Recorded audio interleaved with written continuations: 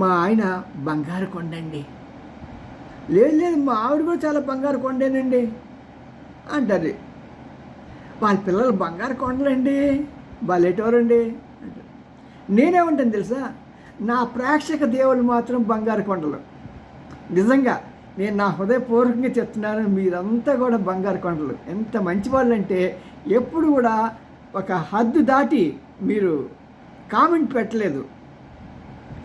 అది నా భాగ్యం కాదా, అది నా సౌభాగ్యం కాదు కదా కదా అది మీరిచ్చిన విలువ. ఎందుకంటే బంగారం కొండలు మీరు కనుక, మీ హృదయం అలాగే ఉంటుంది, మీ మాటలు అలాగే ఉంటాయి, మీ చేతలు మీ వ్రాతలు అలాగే ఉంటాయి. I'm really thankful for you all. ఇప్పుడు కథలోకి వద్దాం. బంగారం పడిపోతుంది. పడిపోతుందా? ఎక్కడికి వస్తుందా? 70,000కి వస్తుందండి బాబు. బొల్లెటోరే 70,000కి వచ్చేస్తుందా? వస్తుంది. రానే అండి, వస్తే చక్కగా కొనుక్కోండి, ఇల్లు అమ్మేసేయండి, కారు అమ్మేసేయండి, మీకు ఏది ఉంటే అది అమ్మేయండి. కానీ భర్తని భార్య అమ్మకండి, అది చాలా ఘోరంగా ఉంటుంది. ఏదైనా అమ్మేసి 70,000 బంగారం కొనండి. కారణం ఏంటంటే ఒక 12 నెలల నుంచి 18 నెలల లోపల 2,10 గ్రాములు అవటం అనేది ఖాయం. మరి ఎందుకంటే మరి ఇప్పుడు ఇలాగా పడిపోతున్నది అంటే, బంగారం పడిపోవడానికి రకరకాల కారణాలు ఉంటాయి. ప్రత్యేకంగా ఈ రోజున అమెరికా డాలర్ విలువ పడిపోతున్నది కారణం ఏంటంటే, ఏ దేశమైనా సరే వాళ్ళ కరెన్సీ ముద్రించేటప్పుడు సపోజ్ ఒక 100 రూపాయల నోటు కనుక, లేకుంటే ఒక 2,00,000 రూపాయలు మనం కరెన్సీ ముద్రించాలంటే ఆ 1,00,000 రూపాయల బంగారం మన రిజర్వ్ బ్యాంకులో ఉండాలి, ఉంటేనే దానికి వాల్యూ. ఇప్పుడు ఏమైంది? నిజంగా వాస్తవాన్ని చెప్తే అమెరికాలో ఆ రిజర్వ్ బ్యాంకులో బంగారం లేదు, కానీ ముద్రించేస్తున్నారు. చెదారంలాగా ముద్రించి కోవిడ్లో మాత్రం విపరీతంగా ముద్రించేశారు. దాంతో ఇన్ఫ్లేషన్ పెరిగిపోయి వ్యవస్థ మొత్తం నాశనం అయిపోయింది. దానికి తగ్గట్టుగా ఈ ట్రంప్ గాడు వచ్చి వాడంతా యుద్ధం అని చెప్పి ఇప్పటికే $2 ట్రిలియన్ నష్టపరిచాడు అఫీషియల్గా. వాస్తవాల దగ్గరికి వెళ్తే ఇంకొక $2 ట్రిలియన్ ఉంటుంది. మరి అసలే నష్టాల్లో కొట్టుకుపోతున్న అమెరికా దేశానికి 30 ట్రిలియన్లు అప్పులు ఉన్నాయండి బాబు. ఈ అప్పులు ఎప్పుడు తీర్చాలంటే డబ్బులు లేవు. వడ్డీ కట్టాలంటే దానికి కూడా డబ్బులు లేవు. వాడి దగ్గర అప్పు చేసి వీడి దగ్గర అప్పు చేసి వాడి మీద అది చేస్తే ట్యాక్స్ వేస్తే వాడు మనకి ఎన్ని కోట్లు వచ్చేస్తాయి, అన్ని కోట్లు వస్తాయని చెప్పి ప్రజలకి ఈ డబ్బా కబుర్లు చెప్పడమే తప్పించి ట్రంప్ ఏది ప్రాక్టికల్గా లేదు. అలాంటి దుర్మార్గుడు అతను. మరి అక్కడ ఫెడరల్ బ్యాంకులో వాళ్ళకి బంగారం లేకుండా కరెన్సీ ఎలా గుద్దేస్తున్నాడు చూడండి.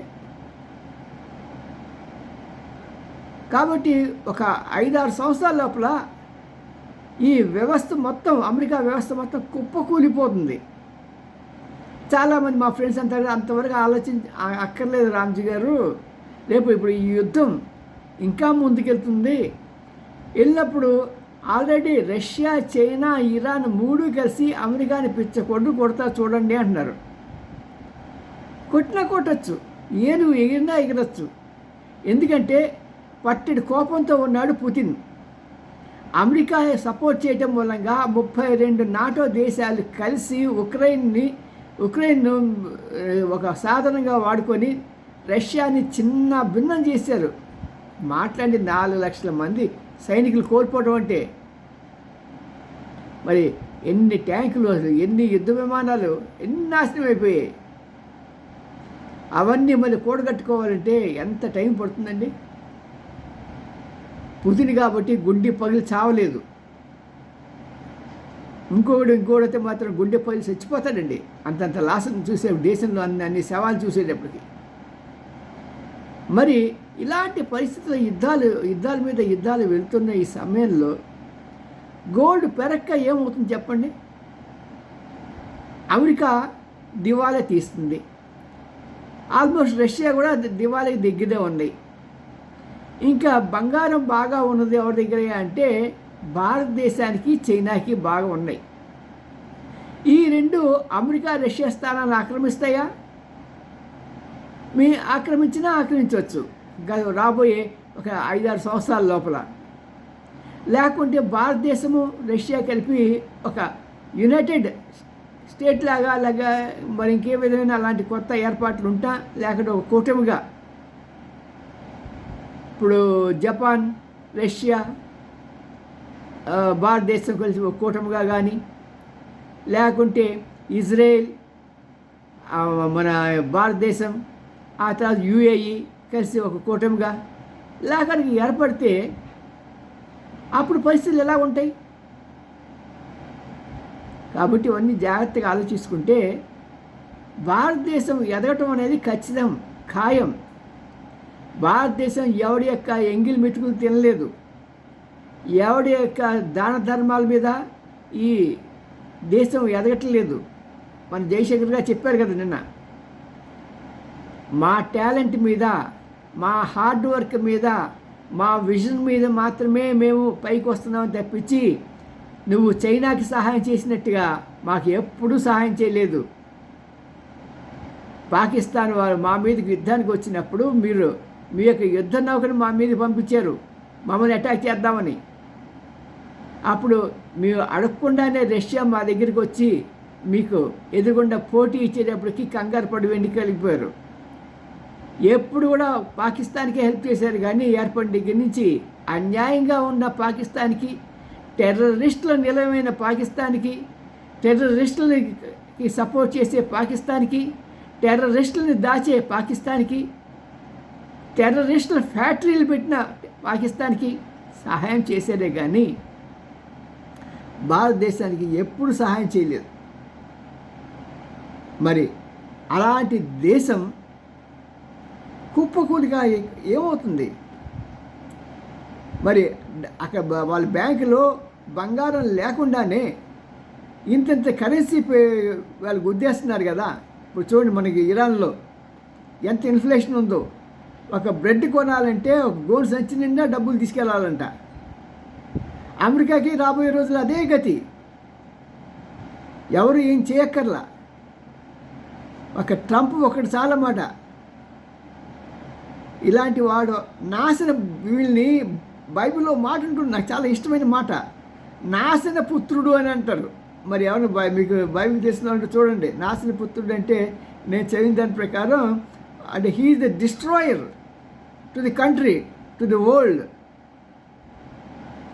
అమెరికాని డిస్ట్రాయ్ చేయడానికి ఆ దేవుడు, మీరు నమ్మే యేసు ప్రభు కానీ, లేకుంటే ఆయన తండ్రి, ఆయన పేరేంటి, ఆయన యెహోవా దేవుడు కానీ, వాళ్ళు పంపించిన దూత అయిన లూసిఫర్ వంశానికి చెందినటువంటి వాడు. కాబట్టి అమెరికా దేశాన్ని నాశనం చేయడానికి వచ్చిన నాశన పుత్రుడు ఈ యొక్క ట్రంప్. నాశనం అవడం ఖాయం. అందులో మంచి వాళ్ళకి సపోర్ట్ చేయకుండా ఇతను ఎప్పుడు కూడా ఎక్కడైనా సరే ఒక మంచి కంట్రీ ఎదుగుతుంటే చూడలేక దానికి ఆపోజిట్గా ఉన్న దుర్మార్గమైన వ్యక్తికి సపోర్ట్ చేసే కంట్రీ ఏదంటే ప్రపంచం మొత్తంలో అమెరికానే. మరి అలాంటి అమెరికాని దేవుడే నాశనం చేస్తున్నాడు. రాబోయే కాలంలో అమెరికా యొక్క పతనం, దాని యొక్క ఘోరమైన పరిస్థితి ఇంక ఎవరికి ఏ కంట్రీ కూడా, యుగండా అనుకుంటుంది సరే, యుగండాకి బాబులా తయారవుతుంది. యుగండా యొక్క బాబే అమెరికా.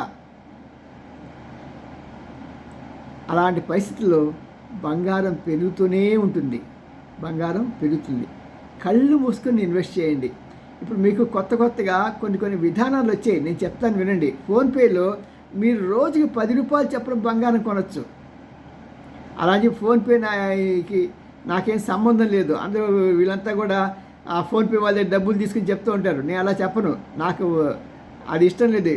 ఇస్తే యూట్యూబ్ నుంచి డైరెక్ట్గా రావాలి కానీ తప్పించి ఈ యాడ్ల ద్వారా వాటి ద్వారా కానీ. నేను ఎందుకు చెప్తున్నానంటే దాని ద్వారా ప్రతిరోజు ఒక 50 రూపాయలు 100 రూపాయలు మీరు పెట్టుకుని మీరు మీ బ్యాంక్ నుంచి కొంటూ ఉన్నారనుకోండి, ఎందుకు రోజు కొనాలి, ఒకసారి కొంటే సరిపోదా అంటే బంగారం రోజు విలువ మారుతూ ఉంది కాబట్టి ఒక యావరేజ్ ప్రైస్ మీకు మంచి రేటు వస్తుంది. అలాగే జాగ్రత్తగా ఇన్వెస్ట్ చేసుకుంటూ వెళ్ళండి. ఏం ప్రాబ్లం లేదు. నేను రూ. 50 100 చెప్పాను. మీకు స్తోమత ఉంటే ఎవ్రీడే దాంట్లో 500 పెట్టుకోండి రోజుకి. నెలకు వచ్చి 15,000 ఇన్వెస్ట్ చేసుకోవచ్చు. ఆ తర్వాత ఆ బంగారం అంతవరకు డిజిటల్లో ఉంటుంది.